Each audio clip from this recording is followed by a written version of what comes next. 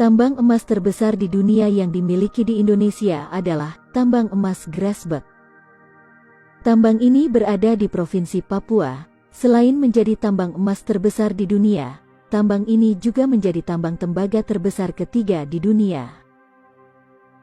Sayangnya, tambang emas terbesar di dunia ini tidak dikelola langsung oleh pemerintah Indonesia. Hak pengelolaan area tambang Grasberg ini dimiliki oleh Freeport-McMoRan Copper and Gold dengan anak perusahaannya, PT Freeport Indonesia, yang menjadi pengelola langsung dari tambang emas ini. Ketika pertambangan ini dibuka, hingga sekarang, pertambangan ini telah menghasilkan 7,3 juta ton tembaga dan 724,7 juta ton emas. Kalau itu dibagikan pada setiap masyarakat Indonesia, maka setiap masyarakat Indonesia bisa mendapatkan kurang lebih 3 ton emas per kepala. Bisa dibayangkan jika itu terjadi, semua penduduk Indonesia akan hidup dengan bergelimang harta.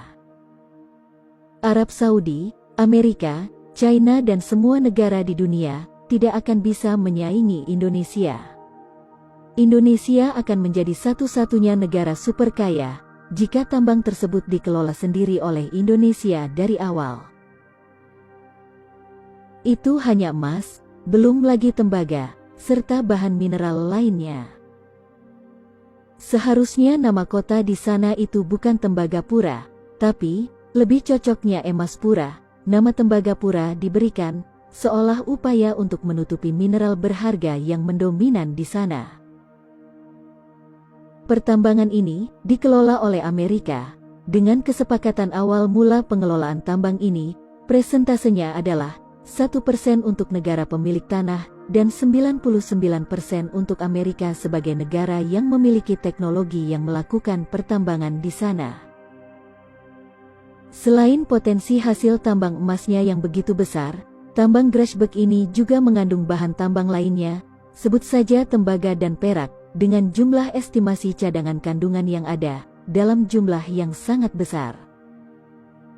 Bahkan, ketika emas, perak dan tembaga di sana mulai menipis, ternyata di bawah lapisan emas dan tembaga, tepatnya di kedalaman 400 meter, ditemukan kandungan mineral yang harganya 100 kali lebih mahal daripada emas. Kandungan mineral itu adalah uranium.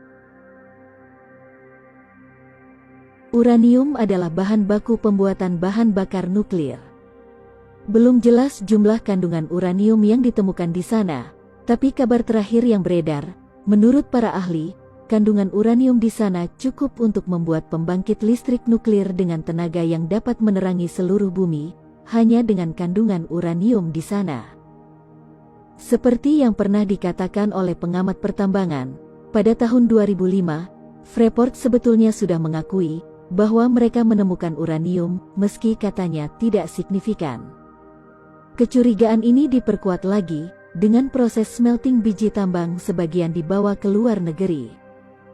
Jadi bisa saja ada kandungan uraniumnya.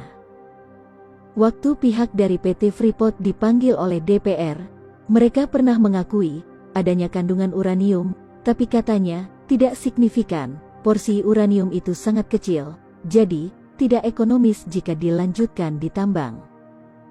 Ya, wajarlah mereka berkata begitu. Di dalam kontrak dengan Indonesia, mereka hanya diperbolehkan menambang emas dan tembaga. Ini akan sangat sulit bagi pemerintah Indonesia untuk membuktikannya. Perusahaan Freeport itu tidak terbuka dan tidak bisa diaudit di Indonesia, namun terbuka di luar negeri. Namun, jika pemerintah bisa membuktikan bahwa Freeport juga menambang uranium, maka pemerintah berhak memanggil dan mengauditnya karena mereka beroperasi di Indonesia.